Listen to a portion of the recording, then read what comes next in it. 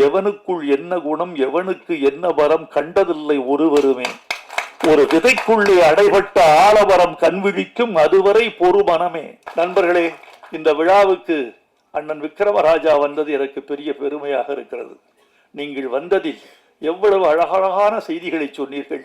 உங்கள் வாழ்க்கையை சொன்னீர்கள், பனையின் பெருமையை சொன்னீர்கள், தமிழ்நாட்டு மக்களின் வலியை சொன்னீர்கள். எங்கு போனாலும் வியாபாரிகளை விட்டு கொடுக்க மாட்டீர்கள்.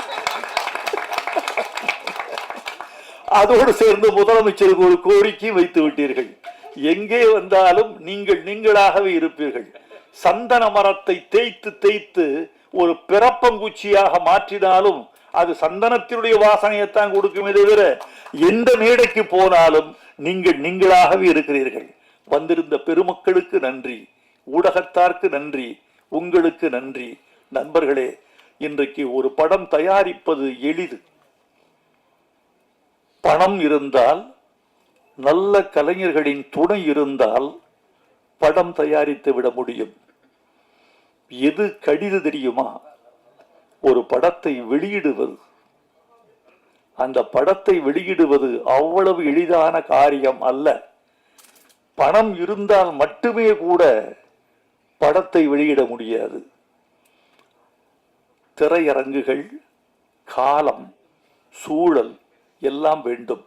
எல்லாவற்றையும் விட இந்த படத்தை பார்ப்பதற்கு தமிழர்களின் தயாரான மனநிலை வேண்டும். அந்த மனநிலையை தயாரித்துக் கொண்டு இந்த படத்தை நீங்கள் நல்ல முறையில் வெளியிட வேண்டும். பனை வெற்றி பெற்றால் சிறு தயாரிப்பாளர்கள் வெற்றி பெறுவார்கள். இங்கு ஒரு செய்தி மீண்டும் மீண்டும் சொல்லப்பட்டது. வைரமுத்து இந்த விழாவுக்கு வந்திருப்பது எங்களுக்கு பெருமை. பல விருதுகள் பெற்றவர் இந்த சின்ன விழாவுக்கு வந்திருக்கிறார் என்று. தயவு செய்து அந்த கருத்தை நீங்கள் திருத்திக் கொள்ள வேண்டும். இந்த விழாவுக்கு வருவதனால் தான் நான் விருது பெறுகிறேனே தவிர, இந்த விழாவுக்கு வருவதெல்லாம் தான் நான் பெருமை உறுகிறேனே தவிர, நான் பெரியவன் அதனால் இந்த விழாவுக்கு வந்தேன் என்று நான் ஒருபோதும் கருத மாட்டேன். ஏனென்றால் எவனுக்குள் என்ன குணம் எவனுக்கு என்ன வரம் கண்டதில்லை ஒருவருமே. ஒரு விதைக்குள்ளே அடைபட்ட ஆலவரம் கண்விழிக்கும் அதுவரை பொறுமனமே என்று எழுதியவன் நான். எனவே என்னை தேடி புதிய இயக்குனரோ புதிய இசையமைப்பாளரோ வருகிற போது எந்த புற்றுக்குள் எந்த பாம்போ என்று பார்க்காமல் எந்த விதைக்குள் எந்த விருட்சமோ என்றுதான் நான் பார்க்கிறேன். அப்படி ஒரு தயாரிப்பாளர், ஒரு இசையமைப்பாளர், ஒரு இயக்குனர் வந்த பொழுது இவர்களுக்குள் ஒரு பாரதி ராஜா, இவர்களுக்குள் ஒரு சங்கர், இவர்களுக்குள் ஒரு மணிரத்னம் இருந்துவிட மாட்டார்களா என்றுதான் நான் கருதி பார்க்கிறேன்.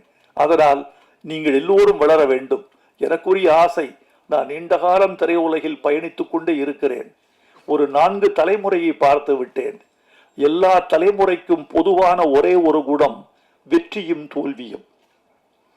எல்லா தலைமுறையிலையும் வெற்றி ஒரு பாதி, தோல்வி ஒரு பாதி. இது மாற்றமே இல்லை. வேறு எதில் மாற்றம் இருக்கிறது என்று சொன்னால் முயற்சியில் மாற்றம் இருக்கிறது.